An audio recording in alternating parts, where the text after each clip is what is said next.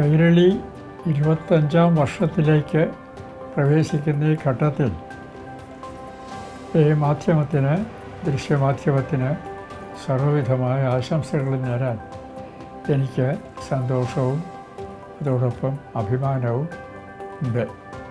സാഹിത്യം, സംസ്കാരം തുടങ്ങിയ കാര്യങ്ങളെക്കുറിച്ച് മറ്റ് മാധ്യമങ്ങൾ നൽകുന്നതിനേക്കാൾ അധികം പ്രാധാന്യം പലപ്പോഴും കൈരളിയാണ് നൽകാറുള്ളത്.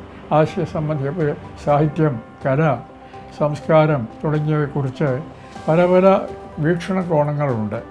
ആ വീക്ഷണങ്ങളിൽ മറ്റു പലതിനും കിട്ടാത്ത ഒരു വീക്ഷണവും അതിലൂടെ ഉൾക്കാഴ്ചയും ലഭിക്കാൻ കൈരളിയുടെ സാംസ്കാരിക പരിപാടികൾക്ക് പലപ്പോഴും കഴിയുന്നുണ്ട്.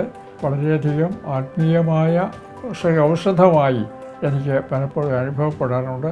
അതെല്ലാം ഓർമ്മിച്ചുകൊണ്ട് കൈരളി ചാനലിൻ്റെ പ്രവർത്തനത്തിന്, നാളിതുവരെയുള്ള പ്രവർത്തനത്തിന് എൻ്റെ നമസ്കാരം സമർപ്പിക്കുകയും ഭാവിയിലുള്ള പ്രവർത്തനത്തിന് സർവ്വവിധമായ ആശംസകൾ നേരുകയും ചെയ്യുന്നു.